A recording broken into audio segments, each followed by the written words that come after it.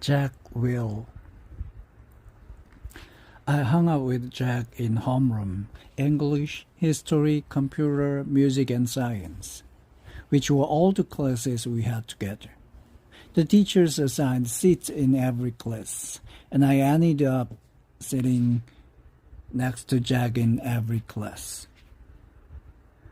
So I figured either the teachers will told me put me and Jack together, or it was totally incredible coincidence.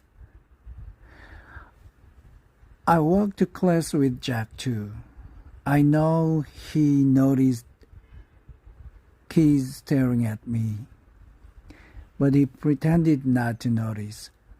One time though, on our way to history, his huge 8th grader who was zooming down the stairs to steps at the time accidentally bumped into us at the bottom of the stairs and knocked me down. As the guy helped me stand up, he got a look at my face, and without even meaning to, he just said, "Whoa." Then he patted me on the shoulder, like he was dusting me off, and took off after his friends. For some reason, me and Jack started cracking up. "That guy made the funniest face," said Jack as we sat down at our desk.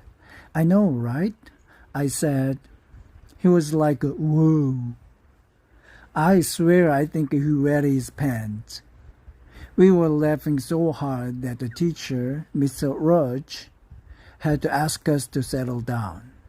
Later, after we finished reading about how ancient Sumerians built sundials, Jack whispered, "Do you ever want to beat those kids up?" I shrugged.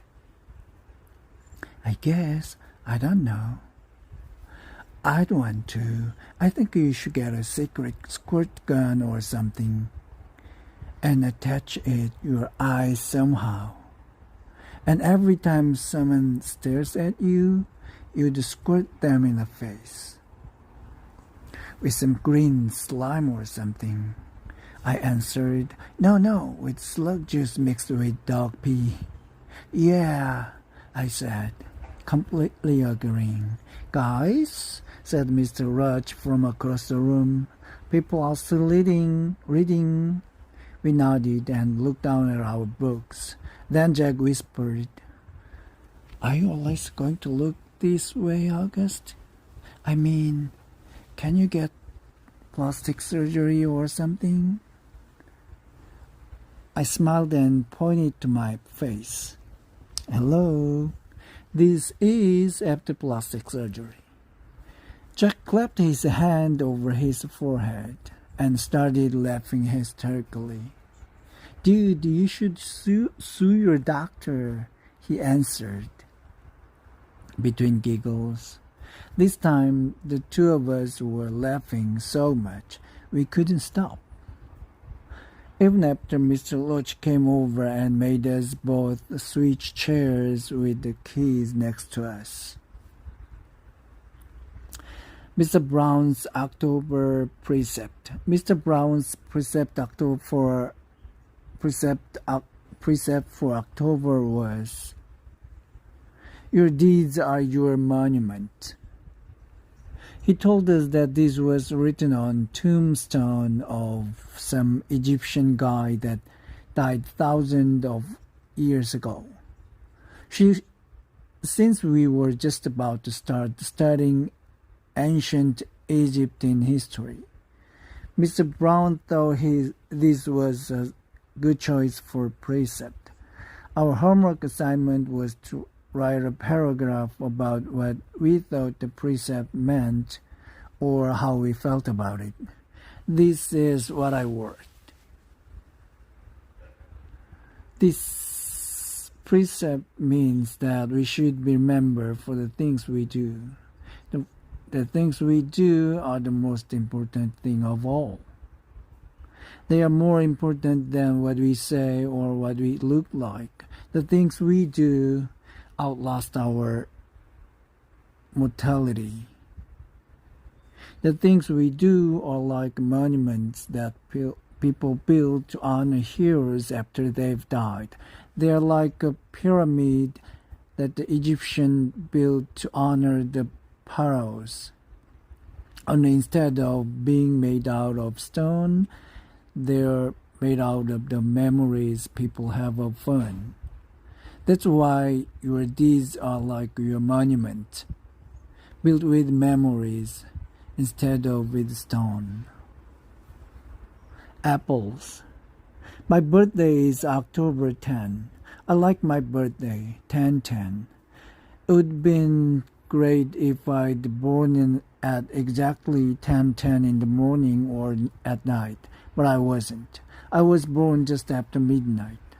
But I still think my birthday is cool. I usually have a little party at home, but this year I asked Mom if I could have a big bowling party. Mom was surprised but happy. She asked me who I wanted to ask from my class. And I said everyone in my homeroom plus Summer.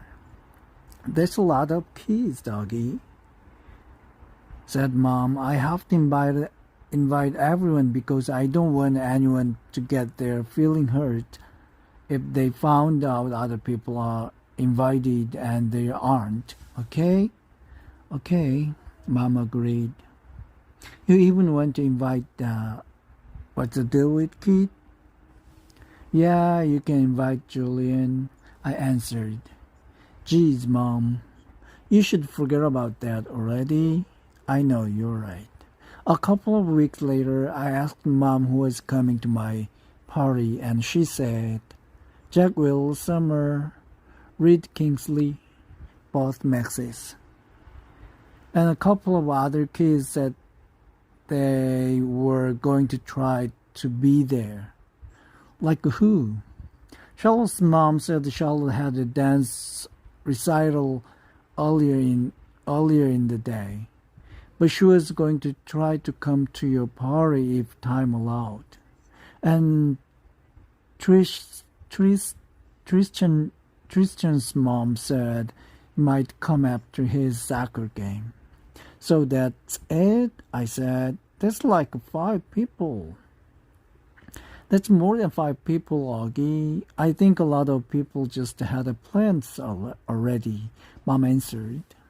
We were in the kitchen. She was cutting one of the apples we had just gotten at the farmer's market into teensy-weensy bites so I could eat it. What kind of plants? I asked. I don't know, Augie. We sent out the invites kind of late. Like what did they tell you, though? What kind of reasons did they give? Everyone gave different reasons, Augie. She sounded a bit impatient. Really, sweetie, it shouldn't matter what their reasons were. People had plans, that's all. What did Julian give as his reason? I asked. You know, said Mom, his mom was the only person who didn't RSVP at all. She looked at me. I guess the apple doesn't fall far from the tree. I laughed because I thought she was making a joke. But then I realized she wasn't. What does that mean? I asked. Never mind. Now go wash your hands so you can eat. My birthday party turned out to be much smaller than I thought it would be, but it was still great. Jack, Summer, Reed, Tristan, and both Maxes came from school, and Christopher came too, all the way from Bridgeport with his parents, and Uncle Ben came, and Aunt Kate and Uncle Paul drove in from Boston, though Tata and Papa were in Florida for the winter. It was fun because all the grown-ups ended up bowling in the lane next to ours. So it really felt like there were a lot of people there to celebrate my birthday.